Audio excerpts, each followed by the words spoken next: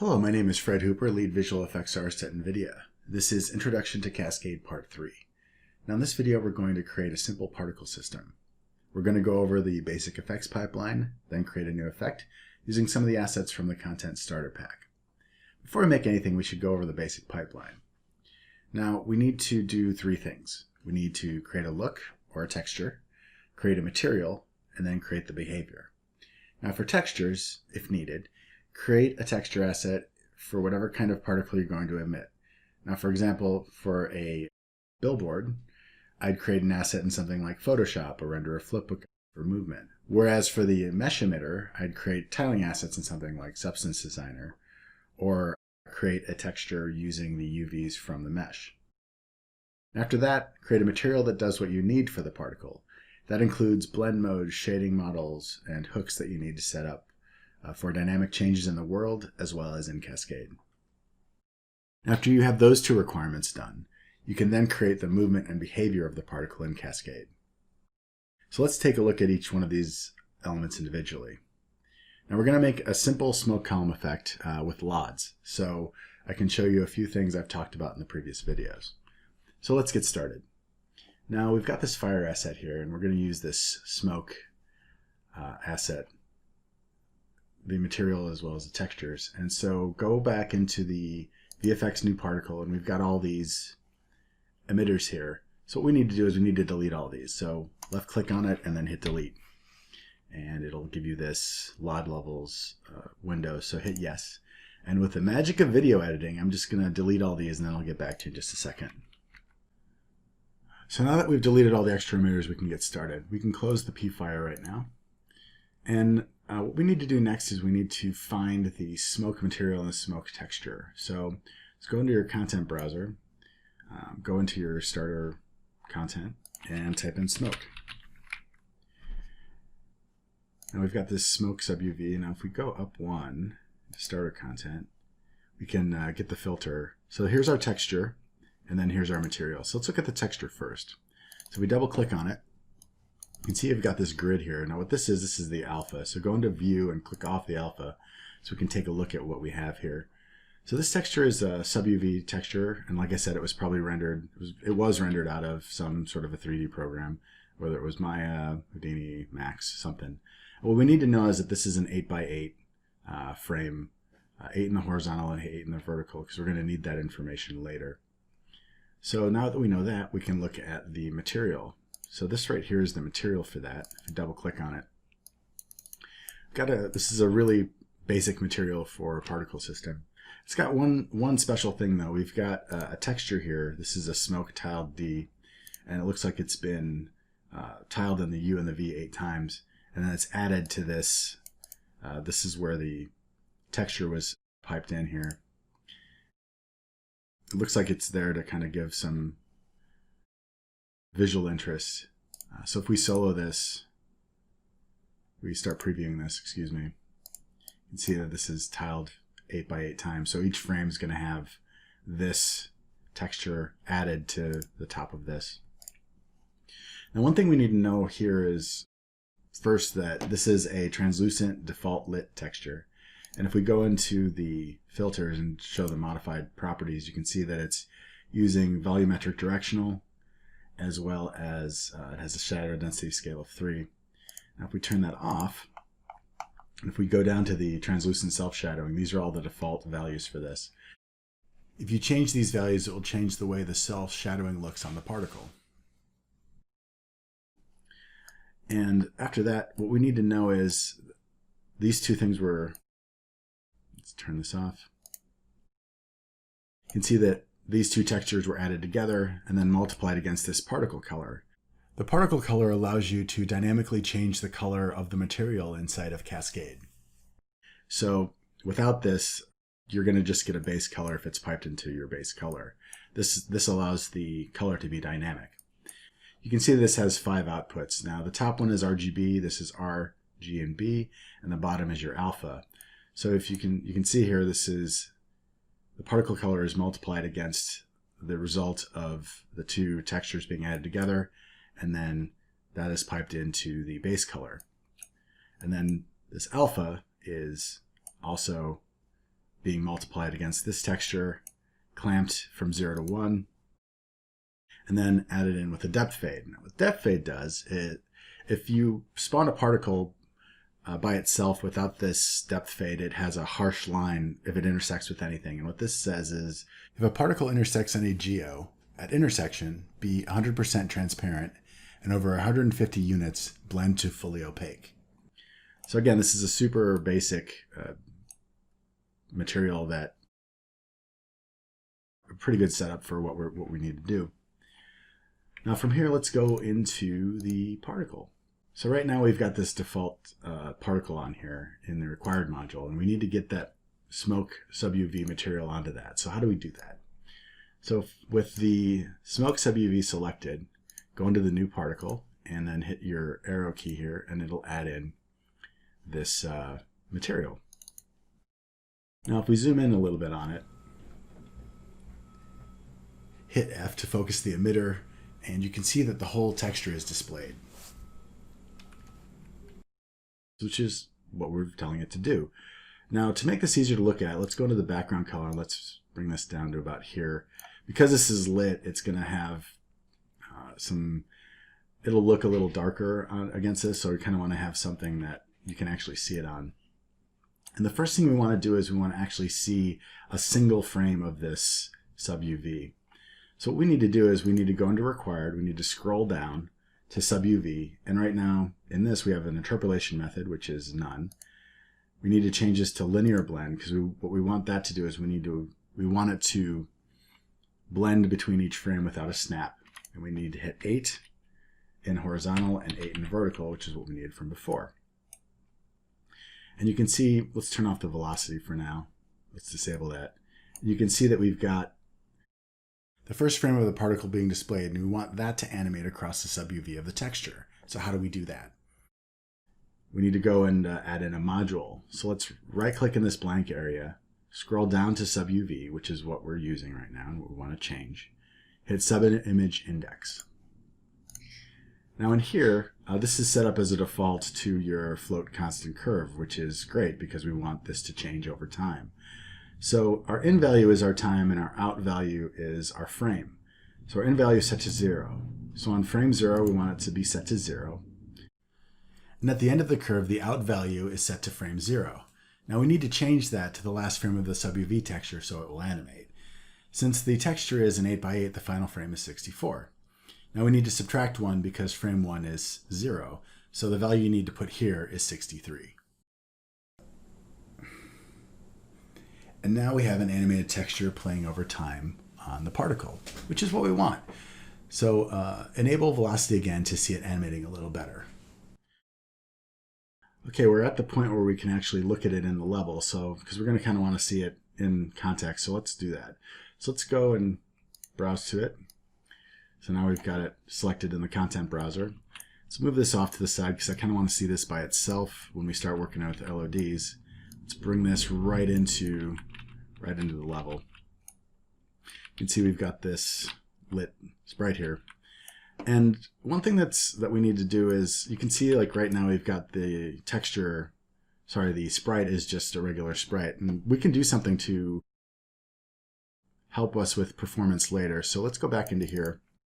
We go back into required, and if we scroll down to the bottom, near the bottom, we've got this particle cutout. And what this will do, this will change the shape of the sprite from a square to something that approximates the alpha of the texture. So what we need to do is we need to plug that texture into here. So what we can do is we can left click on the none in the cutout texture and type in smoke. And then we need to select this T smoke tiled sub UV. And you can't see what that's doing here, but if we go back out to here, we can see that now the sprite is a little bit more jittery. And what that's doing is it's cutting out, it's basically trimming all of the alpha out of the sprite itself, because it still has to draw that. So it's just a way to kind of help with your performance a little later. So those are the two really big things we need to change in the required module. Next, we're going to take a look at the spawn module. Now, what this is set up right now for a constant 20. So what that means is we look into the required again, and we go down into the emitter duration. We've got a 1 second emitter duration. So this is saying spawn me 20 particles every second. From here, I'm going to jump around a bit. So the first thing we're going to look at is we're going to leave spawn and lifetime alone because we're going to change that a little later. We're going to take a look at initial size and initial velocity. Now, there's a difference between like initial size, the initial modules and the non-initial modules. So you've got your initial size, and then I'm going to change this into a change size by life. So let's go down to size, do size by life. Look at this in a second. The difference between like an initial spawn versus a size by life spawn is the initial size is saying, hey, I want to have, when the particle spawns, give me a size. In this case, it's set from 25 to 25. And what I want to do is I want to change this so it has a different bit of range in here. So let's go from 25, which is what this is set to, 25 to 25 in my min and my max, from 50 in my max to 25 in my min. So what it's saying is every time a particle spawns, give me a range between 25 and 50 because this is a distribution vector uniform. And you can also lock your axis. So you don't necessarily, because this is just a regular sprite, you only need to be concerned with your X value. So I hope that makes sense. Next, we're going to take a look at the color over life. So right now, this is set up to look at time, and my in value, which again is my time, is set from white to white. So what I want to do is I want to just make this a constant color. So let's change that to constant. You can see now this goes to black. And I want the light to kind of be able to, basically because this is a lit material, I want to make sure that it has some kind of, I want to make sure that the lighting actually works with it. So instead of it being white, which wouldn't actually reflect anything because light is added to this, and black, which is 0, which is again, you can't really see anything on a black surface. We're going to change this to a different color. So let's change this to a darker color. I'm going to say 0.1. So that's pretty dark there. Let's leave it at that for now. And I'll hit OK.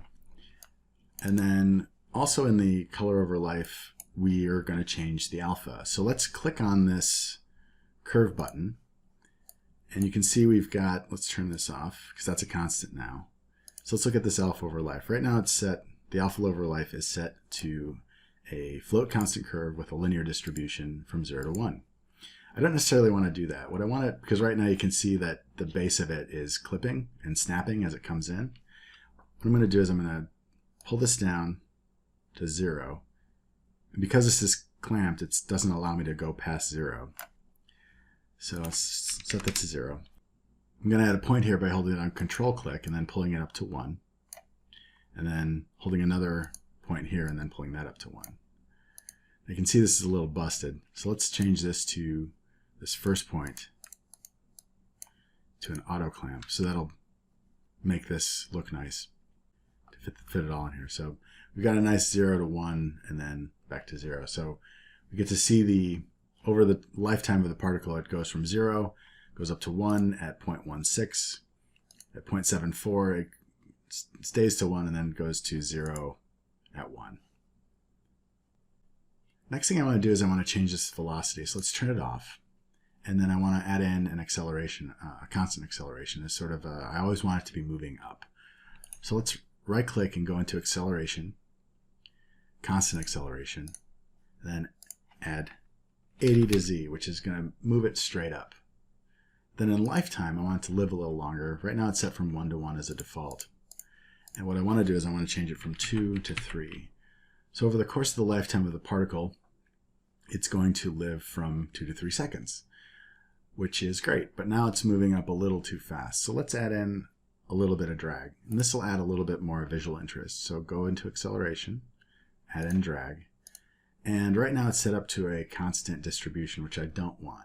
So what I want to do is I want to change it to uniform, which again will give me a range each time a particle is spawned. So what I want to do is I want to change this to 0.2 to 0.3. So it starts to slow down that particle a little bit. do 0.25.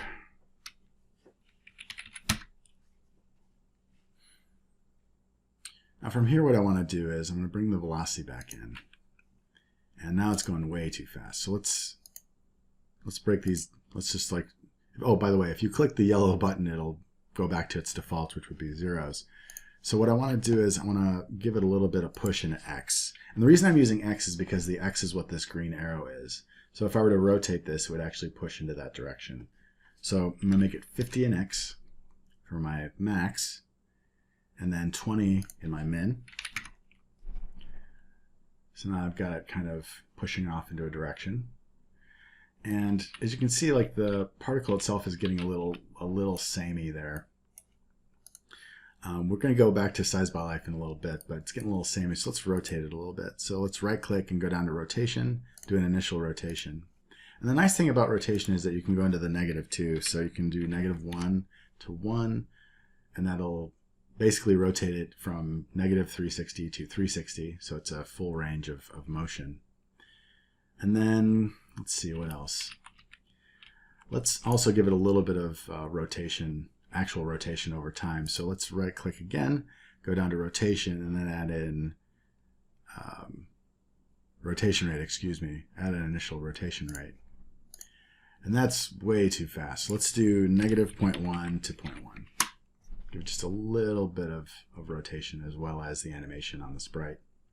Okay, let's look at this size by life real quick. So let's click on the curve button again. And with it selected, you can see that at my in value at time 0, it's set to 1.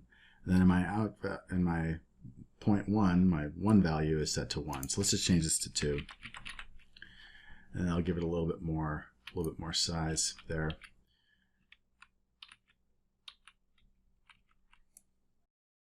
Okay, now I want to take a look at how this is performing. So let's go up into lit, go down into the shader complexity.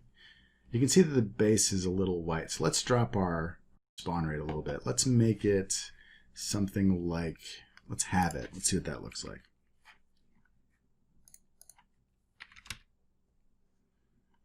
That looks a little better.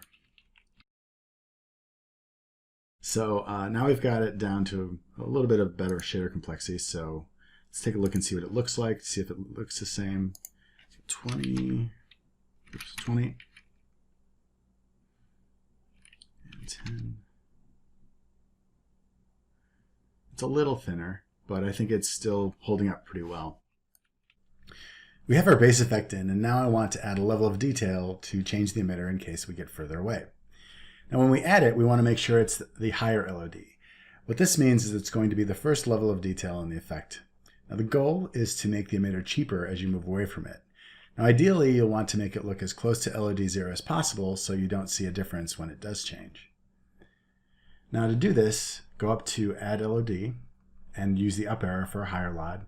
This side is the higher LOD, this side is the lower LOD. If you start working with LODs a lot, you might need to make an LOD in between LODs, so this will allow you to do that. So if you click Add LOD, see nothing changes. Now there's a couple ways you can go into it. You can either type in 1, and it'll make it into the LOD 1.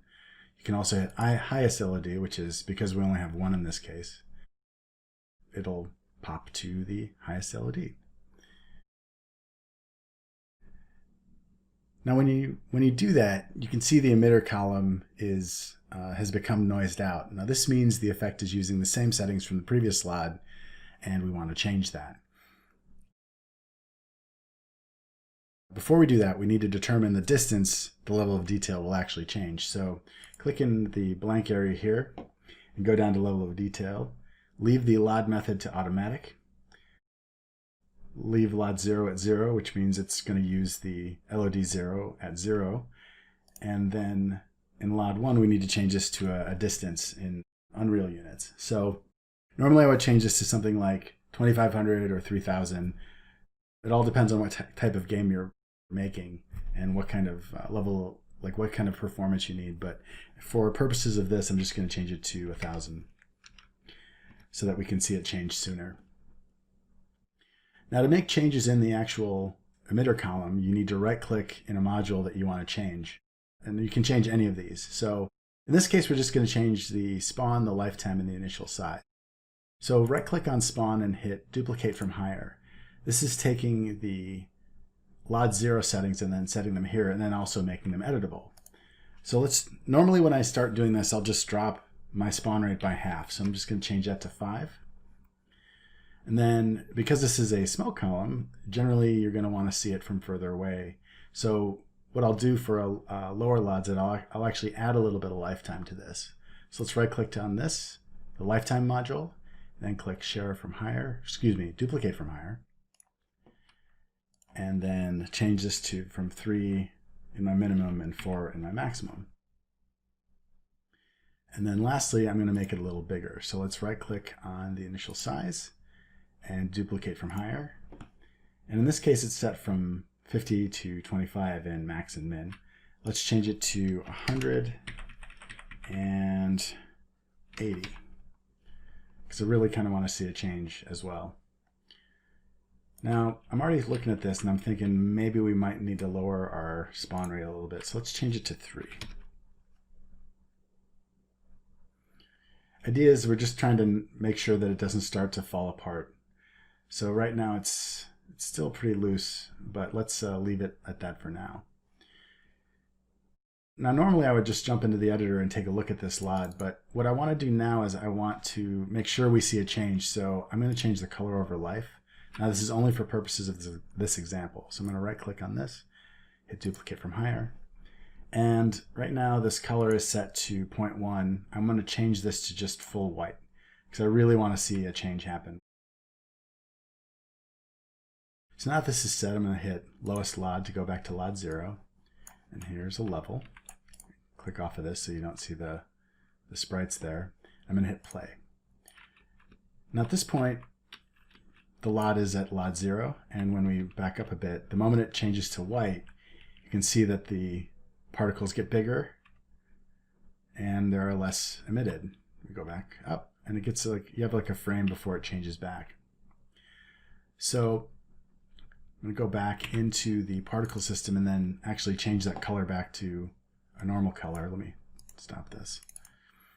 Let's go back up into the highest LOD. And there's a couple ways you can do this. You can either go back into here and change it, but now this is being calculated and I don't really want that. So I'm going to right click and I'm going to share from higher and it'll return it back into its original settings from LOD 0. I'm going to go to the lowest LOD. And now we're going to take a look at the particle overdraw. So I'm going to go into lit and I'm going to go back down into the shader complexity. And this is set to LOD 0 right now. And you're probably wondering like, okay, well, I can't really check this if I'm playing in editor. So how do I do that? If I want to check the LOD 1 performance, just click higher LOD and it'll change to the new LOD. You can see this is a lot looser and a lot more performant. And that's pretty much what you want for something in a level of detail. You want to make sure that it's less expensive the further you get away. That's really all I wanted to show you today. So over the course of the 3 videos, we've gone over the interface of Cascade and created a simple particle system. I'm going to be making more of these in the future, going over different aspects of real-time visual effects creation. Thank you very much for watching and have a good day.